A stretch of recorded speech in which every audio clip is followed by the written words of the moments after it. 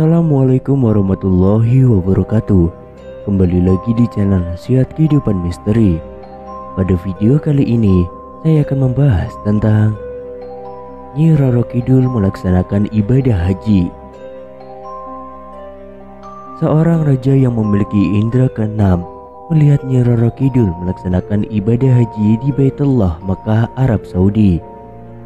Bahkan konon katanya, usai melaksanakan ibadah haji tersebut, nama Nyi Roro Kidul pun berubah dengan nama yang sangat islami.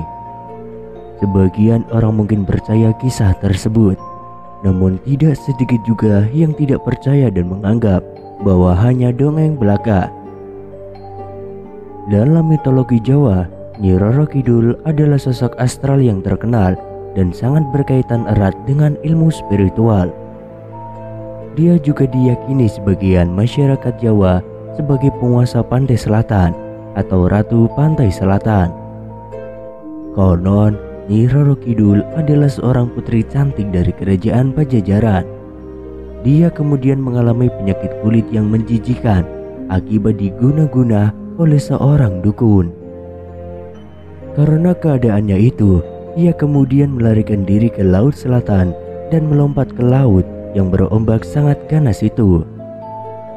Selanjutnya para relembut mengangkatnya menjadi Ratu Pantai Selatan yang kini populer disebut Nyi Roro Kidul.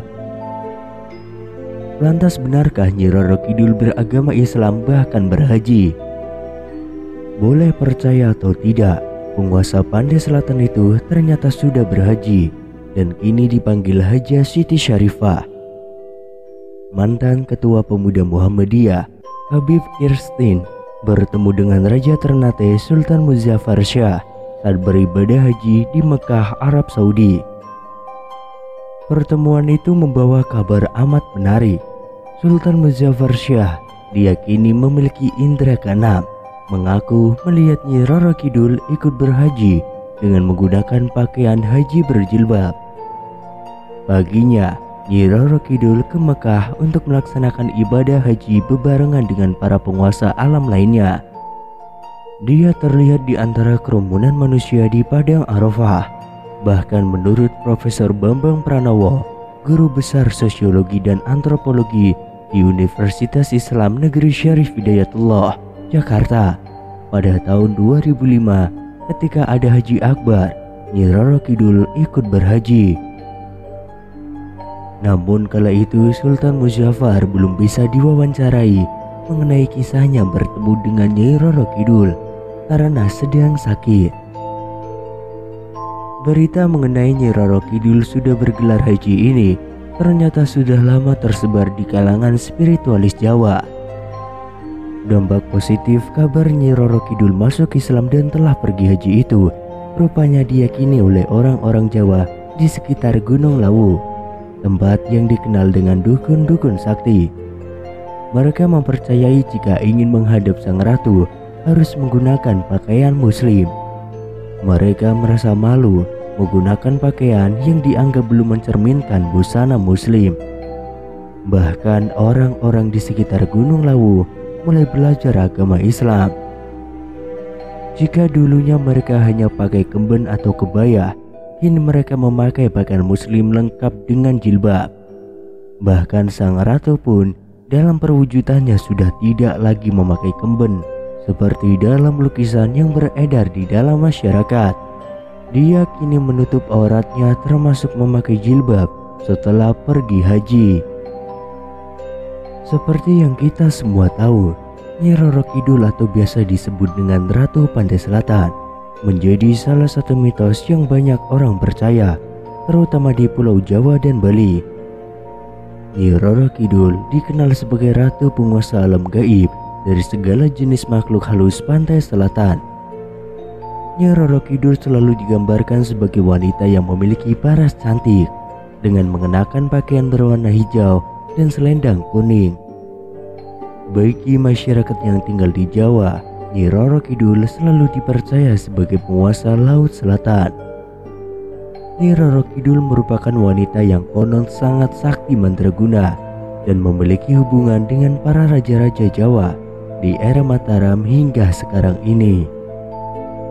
Bahkan hingga sekarang, beberapa orang masih memperdebatkan tentang misteri dari mana asal-usul sang wanita yang sakti luar biasa itu. Beberapa teori pun bermunculan yang mengisahkan tentang Nyi Roro Kidul ini. Teori ini pun memiliki bukti dan kebenarannya sendiri.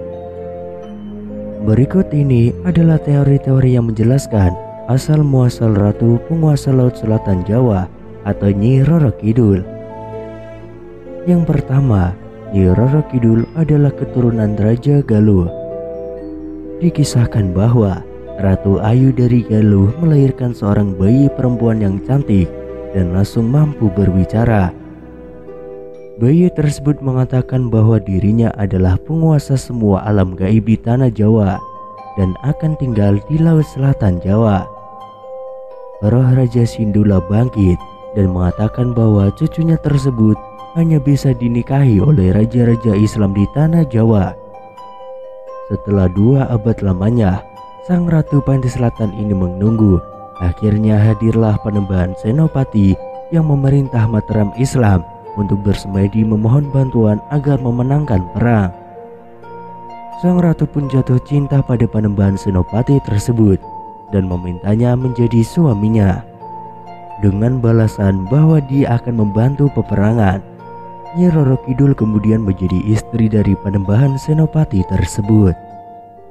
Jadi kisahnya Nyi Roro Kidul merupakan keturunan dari Raja Galuh. Namun ada versi lain yang menyebutkan bahwa Nyi Roro Kidul keturunan Raja Pajajaran. Ada lagi pendapat tentang Nyi Roro Kidul adalah keturunan Raja Pajajaran.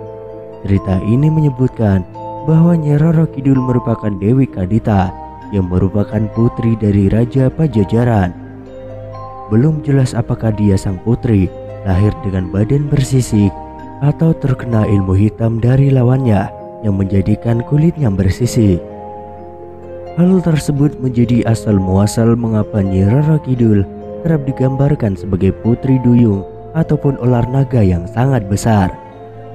Karena malu diceritakan, Dewi Kadita kemudian menyeburkan dirinya ke pantai selatan, di mana akhirnya kecantikannya kembali muncul, namun dia harus tetap tinggal di Laut Selatan tersebut.